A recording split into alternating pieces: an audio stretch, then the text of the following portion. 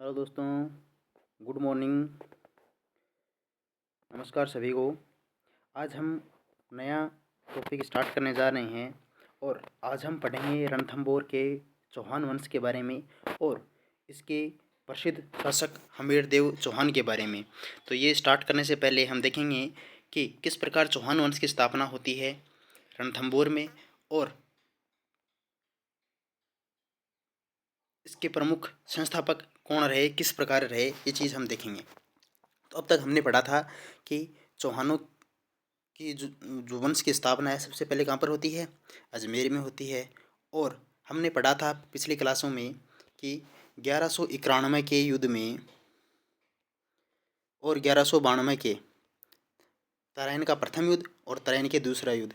प्रथम युद्ध में पृथ्वीराज तृतीय विजय रहता है और दूसरे युद्ध में क्या होता है, पृथ्वीराज चौहान या पृथ्वीराज तृतीय है वो क्या होता है, हार जाता है तराइन के दूसरे युद्ध में। और इस युद्ध में हारने के बाद में भारत पर है वो मोहम्मद गोरी क्या कर लेता है, अधिकार कर लेता है या गोरी की सत्ता स्थापित हो जाती है। और तराइन के दूसरे युद्ध के बाद में मोहम्मद गोरी क्या करता है, ऐबक को, कुतुबुद्दीन ऐबक को भारत का क्या बना के, प्रशासक बना के स्वयं अपने गौर प्रदेश चला जाता है। अब भारत का प्रशासक कौन है गोरी की तरफ से, कुतुबुद्दीन ऐबक। अब क्या हुआ कि 1192 से लेकर 1206 के मध्य ऐबक ने भारत का जो भी उत्तर भारत का अधिकांश राज्य थे उनको पराजित करके क्या कर लिया, अपने अधीन में कर लिया 1192 से 1206 के मध्य। और इसी पर 1206 में ऐबक ने भारत में केंद्रीय सत्ता की स्थापना करता है और अपनी राजधानी किसे बनाता है, लाहौर बनाता है। यानी अपने नए साम्राज्य की स्थापना कर देता है। कभी भारत में 1206 में मुस्लिम वंश की स्थापना बोल सकते हैं। और अपनी राजधानी किसको बना लेता है, कुतुबुद्दीन ऐबक लाहौर को बना लेता है। इस प्रकार 1206 में मुस्लिम वंश की या सल्तनत की स्थापना हो जाती है। और ये सल्तनत का काल कब से कब तक चलता है, 1206 लेकर और 1526 ईस्वी यानी पानीपत के प्रथम युद्ध तक सल्तनत का काल चलता है। पानीपत के प्रथम युद्ध में इब्राहिम लोदी को बाबर हरा देता है। इसी के साथ ही सल्तनत काल क्या हो जाता है, समाप्त हो जाता है। आगे हम बात करें तो क्या हुआ कि इन बीच के वर्षों में 1200 कौन से वर्षों में, 1206 से लेकर 1526 के बीच के वर्षों में सल्तनत काल के कुल 5 वंश थे, उन्होंने शासन किया था। उन वंशों की बात करें तो पहला वंश था गुलाम वंश, खिलजी, तुगलक, सैयद और लोदी वंश। और इन चारों वंशों के ही संघर्ष हैं वो राजपूतों के, राजस्थान के राजपूतों के साथ संघर्ष रहते हैं, निरंतर संघर्ष चलते रहते हैं। ठीक है, तो वो संघर्ष हम देखेंगे साथ में कि किस प्रकार अब आगे चलकर हमीरदेव चौहान है वो दिल्ली सल्तनत के खिलजी वंश के शासक अलाउद्दीन खिलजी और जलालुद्दीन खिलजी दोनों के साथ किस प्रकार संघर्ष करते हैं। ठीक है, तो अब हुआ क्या कि हम पढ़ रहे थे कि पृथ्वीराज तृतीय का पुत्र था जिसका नाम था गोविंदराज। कौन था, गोविंदराज। अब ये गोविंदराज था, इसको क्या बना दिया जाता है, अजमेर का प्रशासक नियुक्त कर दिया जाता है। किसके द्वारा, ऐबक के द्वारा। अब ऐबक इसको प्रशासक तो नियुक्त कर देता है लेकिन पृथ्वीराज तृतीय का जो भाई है हरिराज वो इसको शासक यानी प्रशासक क्या नहीं करता, स्वीकार नहीं करता। और इसको अपने मंत्री स्कंदा, हमने पिछली क्लास में पढ़ा था स्कंदा, इस स्कंदा की सहायता से क्या कर देता है, भगा देता है। कहाँ पर, रणथंभौर में। और खुद क्या कर लेता है, अजमेर पर अधिकार कर लेता है। कौन, पृथ्वीराज तृतीय का भाई हरिराज। किसको निकाल देता है, पृथ्वीराज तृतीय के पुत्र गोविंदराज को। अब गोविंदराज वहाँ से निकल कर कहाँ गया, रणथंभौर में। रणथंभौर आ जाता है ये। और रणथंभौर में आकर रणथंभौर में चौहान वंश की क्या कर देता है, ये स्थापना कर देता है। और अब हम पढ़ेंगे कि हमें पता चल गया कि रणथंभौर में चौहान वंश की संस्थापक कौन था, गोविंदराज। ठीक है, तो अब हम आगे देखते हैं इसी कड़ी में किस प्रकार से। और हाँ, अगर आपको वीडियो अच्छी लगी हो तो चैनल को सब्सक्राइब करें और बेल आइकन को प्रेस कर दीजिए और ज़्यादा से ज़्यादा वीडियो को शेयर करें, लाइक करें, ठीक है, और कमेंट करें। अब हम देखते हैं कि रणथंभौर के चौहान वंशों के बारे में क्या है। पहला शासक हम देखते हैं इसमें गोविंदराज। रणथंभौर में चौहान वंश का क्या था, ये संस्थापक था। कौन, गोविंदराज। यह दिल्ली सल्तनत के अधीन था। हमें पता है कि इसको कुतुबुद्दीन ऐबक ने क्या किया था, शासक या प्रशासक नियुक्त किया था, तो ये दिल्ली सल्तनत की क्या हो गया, अधीन था। और दिल्ली के शासकों को क्या भेजता था, ये निश्चित कर प्रदान करता था, यानी टैक्स भेजता था। ठीक है। गोविंदराज के बाद अगले शासक बनता है वालणदेव, प्रहलादन, और प्रहलादन के बाद में अगला शासक बनता है वीर नारायण। और वीर नारायण के बाद में हम यहाँ पे देखते हैं कि वीर नारायण ने की क्या विशेष उपलब्धि थी या इसने क्या किया था। यह अपने आप को दिल्ली से स्वतंत्र करते हुए दिल्ली को क्या कर देता है, कर भेजना बंद कर देता है। तो दिल्ली को कर भेजना बंद कर दे, कौन बंद करता है, वीर नारायण। जबकि गोविंदराज क्या करता है, अधीन था। याद रखना है, गोविंदराज किसके अधीन था, दिल्ली सल्तनत के शासकों के अधीन हुआ करता था। इसके बाद में वालणदेव हुआ, प्रहलादन हुआ, ये भी क्या थे, दिल्ली सल्तनत के अधीन ही थे। लेकिन आगे चलकर जब वीर नारायण शासक बनता है तो ये क्या करता है, दिल्ली वालों को टैक्स भेजना बंद कर देता है। जब ये टैक्स भेजना बंद कर देता है तो इल्तुतमिश क्या हो जाता है, इससे नाराज़ हो जाता है और इसे दिल्ली बुलाता है। किसे, वीर नारायण को। इल्तुतमिश इसे दिल्ली बुलाकर क्या कर देता है, धोखे से इसकी हत्या कर देता है वीर नारायण की। इल्तुतमिश ने रणथंभौर पर अधिकार कर लिया, किसको मारकर, वीर नारायण को। और किसको नियुक्त कर दिया, दाऊद खान को इसकी जगह नियुक्त कर देता है। किसकी जगह, वीर नारायण की जगह दाऊद खान को नियुक्त कर देता है इल्तुतमिश। आगे हम बात करते हैं। इसके बाद में अगला शासक बनेगा बाघ भट्ट। किस प्रकार बनेगा वो हम देखते हैं। हमने पढ़ा कि इल्तुतमिश वीर नारायण की हत्या कर देता है और दाऊद खान को क्या कर देता है, वहाँ पर नियुक्त कर देता है। आगे चलकर जब 1226 ईस्वी में इल्तुतमिश की मृत्यु हो जाती है तो दाऊद खान को क्या होती है, दिल्ली से हेल्प मिलना बंद हो जाती है। अब इस चीज़ का फ़ायदा उठाते हुए वीर नारायण के चाचा थे कौन, बाघ भट्ट। बाघ भट्ट ने क्या किया, रणथंभौर दुर्ग है उसको घेर लिया। और घेरने के बाद काफ़ी दिनों तक घेरे रखा। और घेरने के बाद अंदर है जो खाद्य सामग्री समाप्त हो जाती है किले के अंदर, तब दाऊद खान समेत अन्य जो भी मुस्लिम सैनिक थे वो रणथंभौर दुर्ग छोड़कर क्या हो जाते हैं, भाग जाते हैं। तबकात-ए नासिरी ग्रंथ में बाघ भट्ट को क्या कहा गया है, महान राजा कहा गया है। तो इस चीज़ को आपको याद रखना है कि किस ग्रंथ में बाघ भट्ट को महान राजा कहा गया है। या प्रश्न इससे भी आ सकता है कि तबकारी नासिरी में महान राजा किस चौहान शासक को कहा गया है। तो याद रखना है, बाघ भट्ट को कहा गया है। ठीक है। आगे हम बात करते हैं कि बाघ भट्ट के बाद में जेतर सिंह शासक बनता है। ठीक है, कौन बनेगा, बाघ भट्ट के बाद में जेतर सिंह। इसने कितने वर्षों तक, 32 वर्षों तक अपना साम्राज्य चलाया था। उसके बाद में अपने वीर पुत्र हमीर को शासन सौंप देता है। यानी 32 वर्ष शासन करने के बाद में अपना शासन किसको सौंप देता है, अपने पुत्र हमीर देव को सौंप देता है। इसी की याद में आगे चलकर 32 वर्षों की शासन की याद में आगे चलकर हमीर क्या कर देता है, जेतर सिंह की याद में 32 खंभों की एक छतरी का निर्माण करवाता है। वो आगे देखेंगे हम। ठीक है। अब अगला शासक बन गया जेतर सिंह के बाद में कौन, हमीर देव चौहान। ये प्रमुख शासक है रणथंभौर के चौहानों का। ठीक है। इसके बारे में देखते हैं हम क्या क्या चीज़ें हैं।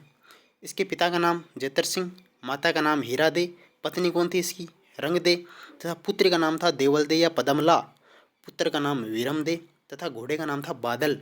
और हमीर देव चौहान का उपनाम हमें क्या मिलता है, हटीला राजा या हट धर्मी राजा भी कहते हैं इसे। तो इसके द्वारा एक ग्रंथ की रचना की गई जिसका नाम है श्रृंगार हार। किस ग्रंथ की रचना की गई, श्रृंगार हार ग्रंथ की रचना की गई। अब इसके द्वारा कौन कौन से संघर्ष किए गए, संघर्षों की बात करते हैं तो हमीर के बारे में बताया जाता है कि उसने कुल कितने युद्ध किए थे, हमीर देव ने कुल 17 युद्ध किए थे। और इन 17 में से 16 युद्ध उसने जीते थे। एकमात्र केवल युद्ध हारा था, वो हम देखेंगे अलाउद्दीन खिलजी के विरुद्ध किस प्रकार वो हारता है। एक युद्ध हारा था। हमीर के संघर्ष को दो भागों में हम बांट कर पढ़ते हैं कि कौन कौन से दो संघर्ष किए थे। पहला अभियान देखते हैं इसके दिग्विजय का अभियान, किस प्रकार अपने साम्राज्य का विस्तार किया। और दूसरा दिल्ली वंश या मुस्लिमों से दिल्ली संघर्ष या मुस्लिम संघर्ष किस प्रकार किया, यानी दिल्ली सल्तनत के शासकों के साथ संघर्ष की कहानी को हम देखेंगे। अब हम देखते हैं सबसे पहले दिग्विजय अभियान। हमीर देव चौहान ने कौन कौन से दिग्विजय अभियान किए। दिग्विजय अभियान के तहत हमीर ने कई पड़ोसी शासकों को पराजित कर साम्राज्य का विस्तार किया। इसमें हम बात करें किस किस को हराया, तो भीमरस क्षेत्र के कौन था, अर्जुन था। भीमरस के अर्जुन को पराजित किया। धार के प्रदेश के भोज परमार को हरा दिया। इसके साथ ही मेवाड़ के समर सिंह को हराकर उससे क्या किया, कर वसूल किया था। वेरी वेरी इंपॉर्टेंट, याद रखना है, प्रश्न आता है कि मेवाड़ के किस शासक ने हमीर देव चौहान को टैक्स दिया था या कर दिया था। तो याद रखना है समर सिंह। समर सिंह हार जाता है किससे, हमीर देव चौहान से। और बाद में बदले में इसको कल कर देना पड़ता है। इसके अलावा बात करें तो अबू के प्रताप सिंह को हराता है और काठियावाड़ क्षेत्र पर क्या कर लेता है, अधिकार कर लेता है। हमीर ने माडलगढ़, हाड़ौती, पुष्कर आदि क्षेत्रों पर अधिकार कर अपने साम्राज्य में मिलाया। कौन कौन से को, मांडलगढ़ क्षेत्र को, हाड़ौती क्षेत्र को, पुष्कर क्षेत्र, इसको हरा पुष्कर क्षेत्र आदि पर अधिकार कर लेता है और अपने साम्राज्य में मिला लेता है। आगे हम बात करते हैं कि पहला संघर्ष हमने क्या पढ़ा, दिग्विजय अभियान। दूसरा देखेंगे हम दिल्ली सल्तनत के साथ या मुस्लिम संघर्ष किस प्रकार किया। तो मुस्लिम संघर्ष में हम पहले देखेंगे उस समय हमीर देव चौहान के समय दिल्ली पर शासन हुआ करता था खिलजी वंश का, और खिलजी वंश का संस्थापक था जलालुद्दीन खिलजी। तो पहला संघर्ष जलालुद्दीन खिलजी के साथ देखेंगे, फिर देखेंगे अलाउद्दीन खिलजी के साथ। तो पहले संघर्ष की बात करते हैं जलालुद्दीन खिलजी के साथ किस प्रकार होता है। तो जलालुद्दीन खिलजी के साथ संघर्ष की बात करें तो हमें क्या है, अमीर खुसरो की पुस्तक है मिफ्ता उल फुतूह है। मिफ्ता उल फुतूह में जलालुद्दीन खिलजी व हमीर के मध्य के दो संघर्षों का विवरण प्राप्त होता है, जो किस प्रकार है। पुस्तक का नाम याद रखना है कि हमें जलालुद्दीन खिलजी और जलालुद्दीन खिलजी और हमीर के मध्य का जो संघर्ष की जानकारी है वो हमें किस पुस्तक से प्राप्त होती है, वो हमें प्राप्त होती है मिफ्ता उल फुतूह से। किससे प्राप्त होती है, मिफ्ता उल फुतूह से इसके संघर्ष की जानकारी प्राप्त होती है। आगे हम बात करें तो कितने संघर्षों का, दो संघर्षों का। तो पहला अभियान कब किया इसके बारे में हम देखते हैं। पहले अभियान की बात करें तो बात है 22 मार्च 1291 की।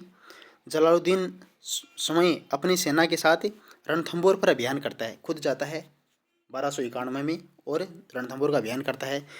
पीछे दिल्ली का शासन किसको सौंप दिया, अरकली खान को सौंप दिया, यानी खुद तो आगे रणथंबोर पर अभियान करने के लिए, और अरकली खान है वो पीछे दिल्ली का शासन संभाल रहा था।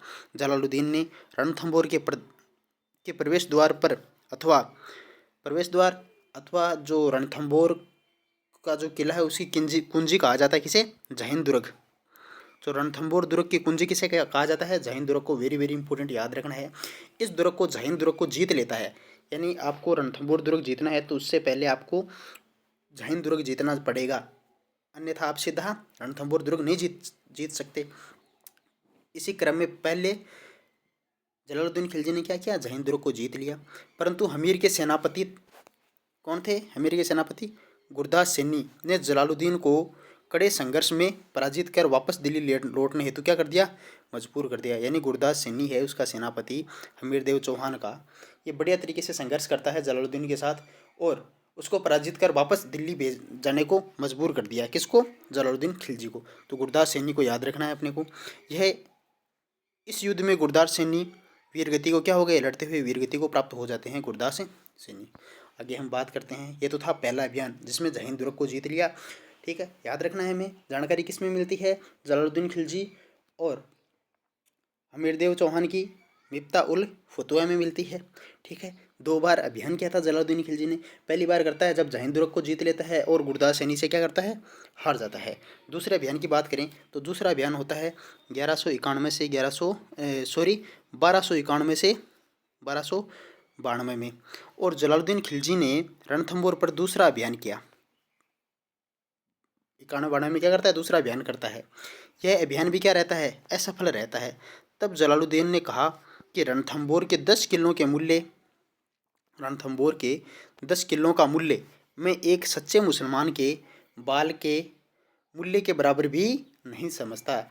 यानी क्या कहा इसने कि रणथंबोर के 10 किलों का मूल्य मैं एक सच्चे मुसलमान के बाल के मूल्य के बराबर भी नहीं समझता। यानी लोमड़ी कहते हैं ना, वो अंगूर खट्टे हैं अगर अंगूर हाथ नहीं लगे, तो इसी प्रकार ये भी क्या कहता है, जलालुद्दीन खिलजी भी कहता है कि इस किले के लिए मैं 10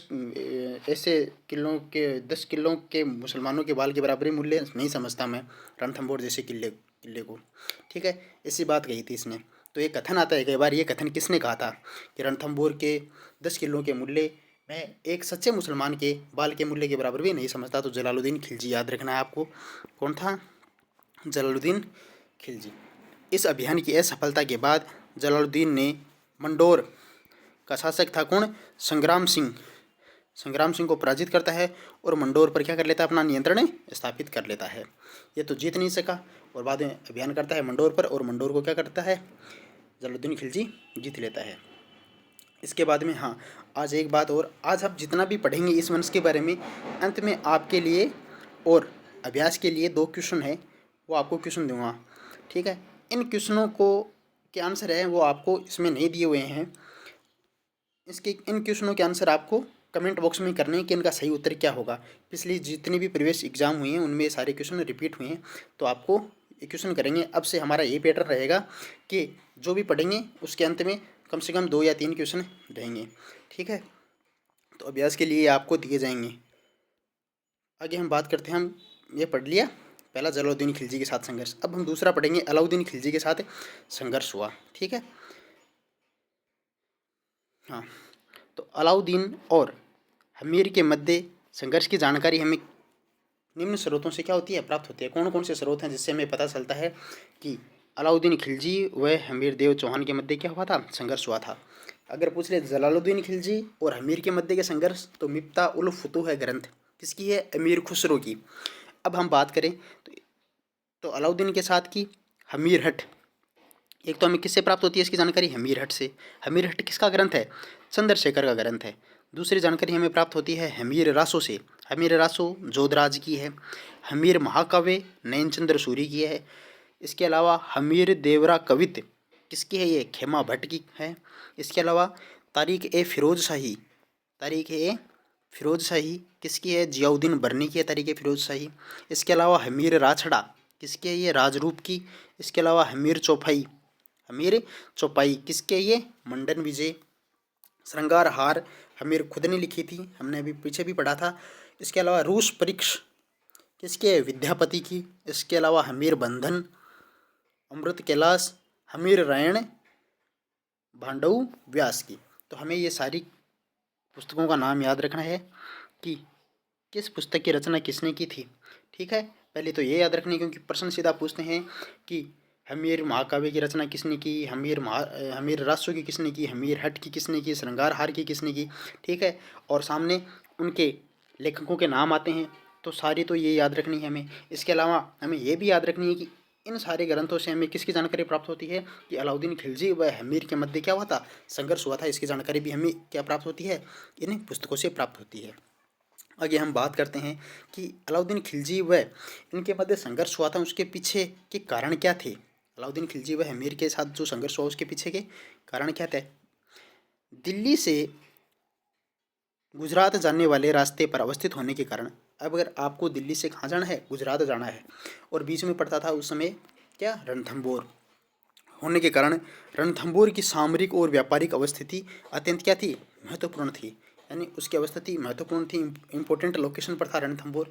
इस कारण भी संघर्ष का एक कारण ये माना जाता है। इसके अलावा अलाउद्दीन खिलजी व हमीरदेव चौहान दोनों ही कैसे शासक थे, साम्राज्यवादी प्रवृत्ति के दोनों शासक थे। इसके अलावा बात करें कि रणथंबोर ने दिल्ली सल्तनत को भेजे जाने वाला कर क्या कर दिया था, टैक्स, भेजे जाने वाला जो कर था या जो टैक्स था वो भी बंद कर दिया था।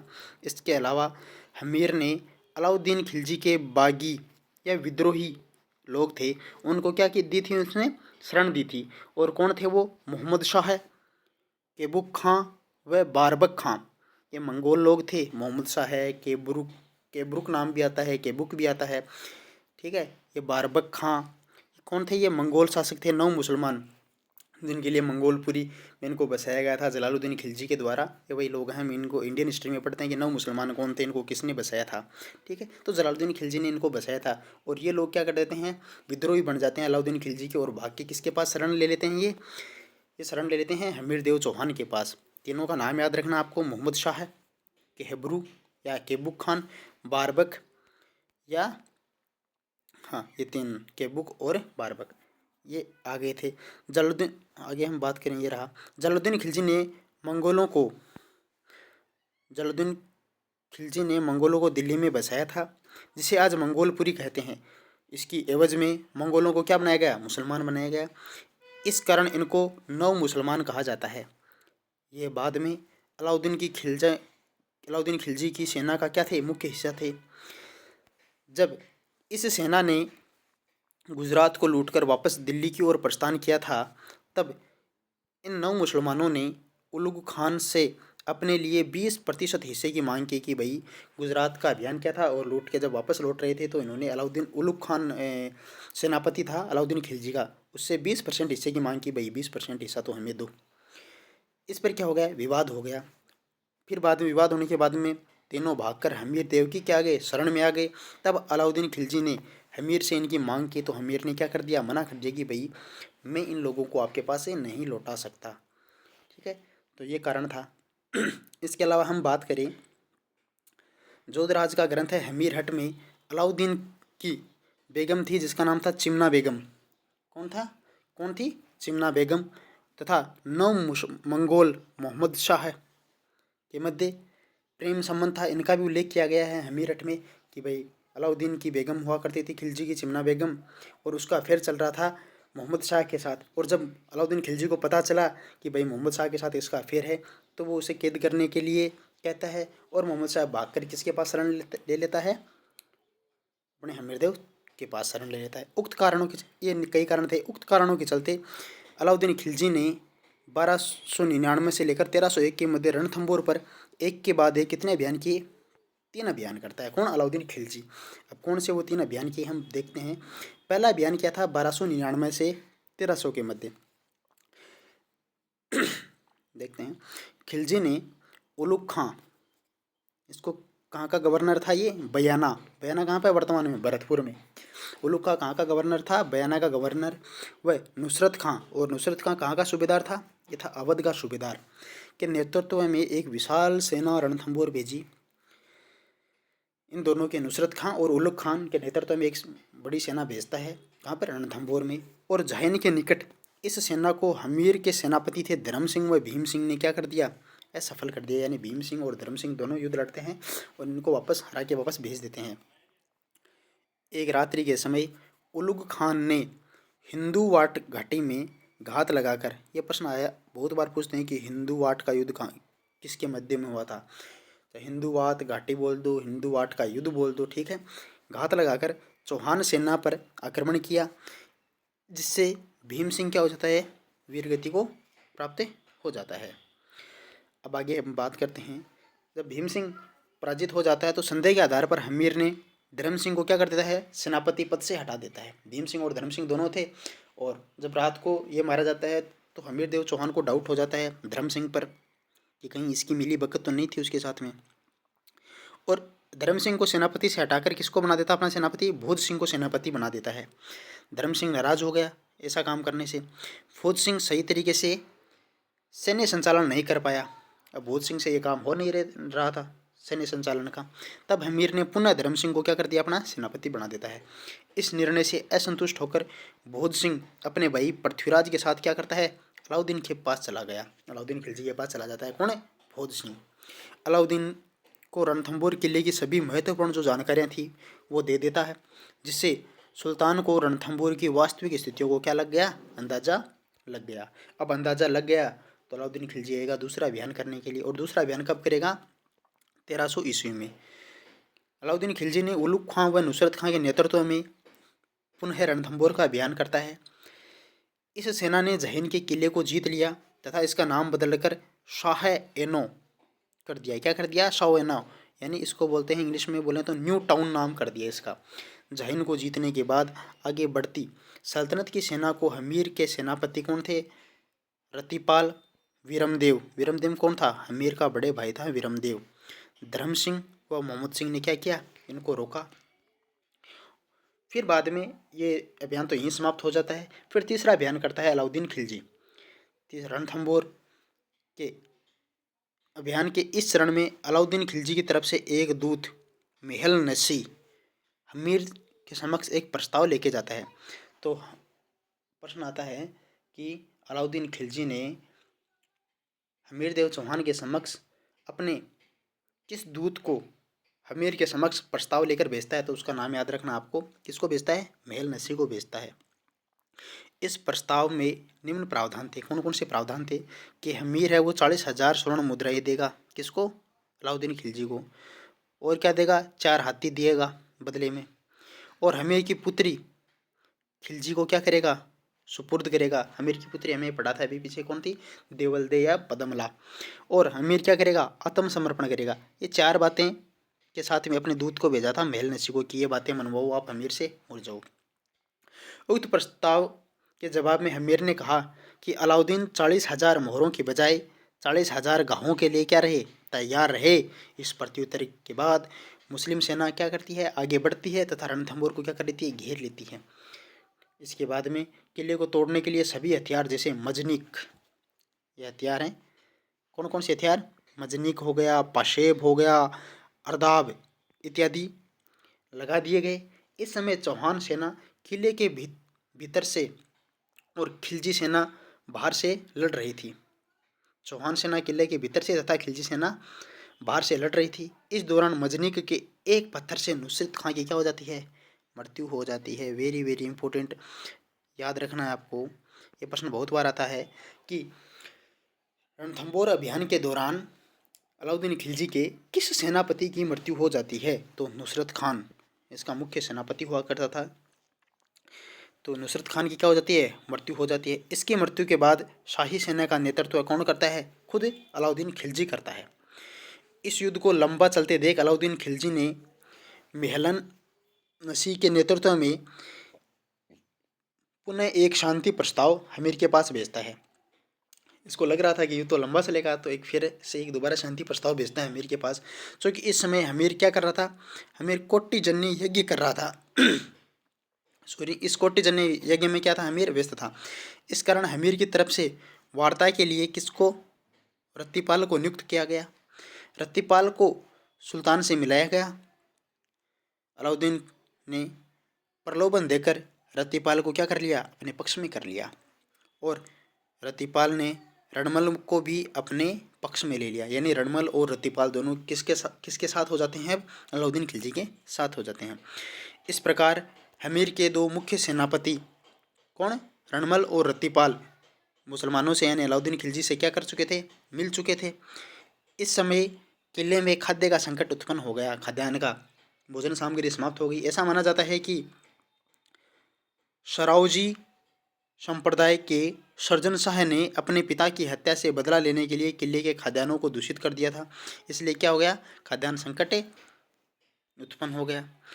इस संकट पर अमीर खुसरो लिखता है कि सोने के बदले एक चावल भी नहीं मिल रहा था।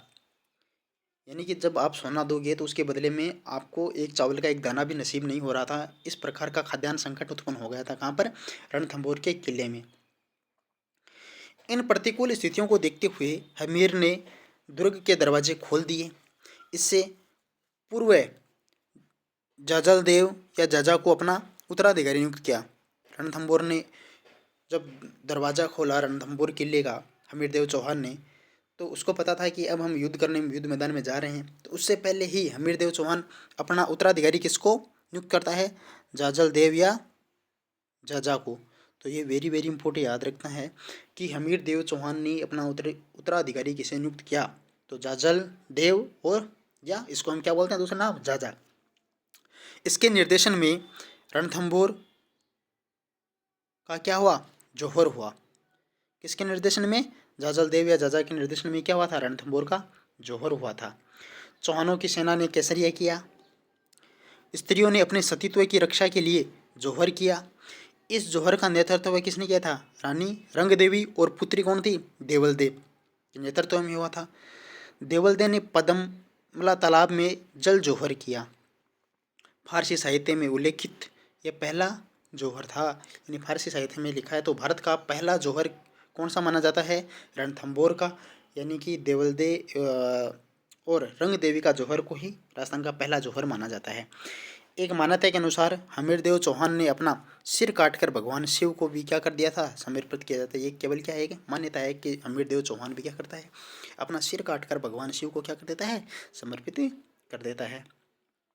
इस प्रकार रणथंभौर पर दिल्ली सल्तनत का क्या हो जाता है? अधिकार हो जाता है और चौहानों की शाखा क्या हो गई? समाप्त हो गई। रणथंभौर शाखा समाप्त हो गई। अब इस युद्ध के बाद में क्या हुआ वो हम देखते हैं। युद्ध के बाद में बात है 10 जुलाई 1301 को यह अभियान क्या हो जाता है? समाप्त हो जाता है। ये बात कौन कहता है? ये बात कहता है फरिश्ता कि 10 जुलाई 1301 को यह अभियान समाप्त हुआ। हमीर महाकाव्य के अनुसार, हमीर महाकाव्य किसने लिखा था? नयन चंद्र सूरी ने, के अनुसार 10 जुलाई को हमीर वीरगति को प्राप्त हुए। इसके पश्चात आगामी 2 दिन तक किले की रक्षा का दायित्व जाजल देव ने संभाला, यानी 2 दिन तक किले का की रक्षा कौन कर रहा था? इसके द्वारा नियुक्त इसका उत्तराधिकारी जाजल देव संभाल रहा था। तथा 12 जुलाई को जाजल देव भी क्या हो जाता है? वीरगति को प्राप्त हो जाता है। रणमल और रत्तीपाल तथा मोहम्मद शाह की भी क्या कर दी गई? हत्या कर दी जाती है अलाउद्दीन खिलजी के द्वारा। इसके अलावा उलुग खान को यहाँ का क्या कर दिया? प्रशासक नियुक्त कर दिया। तो ये चीज़ भी याद रखनी है कि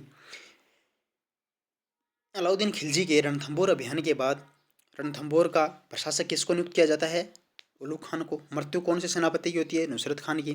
ठीक है, तो ये सारी चीज़ें आपको याद रहनी चाहिए। आगे बात करें हम कि अमीर खुसरो के अनुसार, अमीर खुसरो ने क्या कहा था जब रणथंबोर यानी कि हमीर देव चौहान को हरा देता है अलाउद्दीन खिलजी? तो अमीर खुसरो कहता है कि आज कुफ्र का गढ़ इस्लाम का क्या हो गया? घर हो गया। ये बात किसने कही थी? अमीर खुसरो ने कही थी। और किस किले के संबंध में कही थी कि आज कुफ्र का गढ़ इस्लाम का क्या हो गया? घर हो गया। तो ये रणथंबोर के किले के बारे में कहा गया है। इसके अलावा हमीर राघव देव के शिष्य थे। किसके शिष्य थे? हमीर राघव देव के शिष्य थे। हमीर के दरबार में बीजादित्य कवि आश्रित थे। तो ये भी याद रखना आपको कि बीजादित्य कवि हैं वो किसके दरबारी थे? हमीर के दरबारी थे। और हमीर खुद किसके शिष्य थे? राघव देव के शिष्य थे। इसके अलावा बात करें तो आयुर्वेद का प्रसिद्ध ग्रंथ है सारंगधर संहिता में हमीर के क्या मिलते हैं? हमें श्लोक मिलते हैं। सारंगधर संहिता में भी हमें क्या मिलते हैं? हमीर के श्लोक मिलते हैं। इसके अलावा 1320 ईस्वी में रणथंबोर पर राणा हमीर सिसोदिया ने क्या कर लिया? अधिकार कर लेता है। राणा हमीर मेवाड़ वंश का सिसोदिया ये क्या कर लेता है? रणथंबोर पर अधिकार कर लेता है 1320 में। इसके बाद में 1470 के लगभग रणथंबोर हाड़ा चौहानों को दे दिया गया, यानी हाड़ा चौहानों का शासन स्थापित हो जाता है 1470 के आसपास रणथंबोर में। इसके अलावा हम बात करें तो 1568 ईस्वी में रणथंबोर पर अकबर ने अधिकार कर लिया। अकबर ने रणथंबोर पर कब अधिकार किया? 1568 ईस्वी में। इसके पश्चात जयपुर के कछवा शासकों के अधीन कर दिया गया। बाद में अकबर किसको दे देता है? ये जयपुर के कछवा शासकों को दे देता है। अब हम आज जो टॉपिक पढ़े उनके ये क्वेश्चन हैं, आपको इनके जो भी उत्तर आ रहे हैं तो आप कमेंट में उनके आंसर कर दीजिए। ठीक है। रणथंबोर के चौहान वंश का संस्थापक कौन था? रणथंबोर के चौहान वंश का संस्थापक कौन था? पृथ्वीराज था, हमीर था, गोविंदराज था या वालन था? ठीक है, जो भी सही आंसर है आपको कमेंट करना उसके बारे में। और ये क्वेश्चन है वो कई एग्जामों में मल्टीपल टाइम पूछा गया है। जैसे फॉरेस्ट गार्ड की एग्ज़ाम हुई थी 11 दिसंबर को। ठीक है, उसकी पहली शिफ्ट और दूसरी शिफ्ट दोनों में आया था ये 11 दिसंबर को ही। ठीक है। इसके अलावा दूसरा क्वेश्चन ये है कि हमीर के किन 2 मंत्रियों की गद्दारी से रणथंबोर का क्या हुआ था? पतन हुआ था। यानी कौन से 2 लोग थे, कौन से 2 मंत्री थे जिन्होंने हमीर देव चौहान के साथ क्या क्या थी? गद्दारी की थी और वो मुसलमानों के साथ मिले थे। तो कौन थे वो? रणवीर व रिपुदमन, महेंद्रपाल व विग्रहपाल, मनवेंद्र एवं महीपाल, रणमल व रतिपाल। ठीक है, जो भी आंसर है आपको इसके आंसर कमेंट में कर देने हैं। चलिए दोस्तों, मिलते हैं हम अगले नेक्स्ट वीडियो में। अब अगले वीडियो में हम पढ़ेंगे जालोर का चौहान वंश। ठीक है, तो आपको वीडियो अच्छी लगी हुई है तो ज़्यादा से ज़्यादा लोगों तक शेयर करें, सब्सक्राइब करें। ओके, धन्यवाद।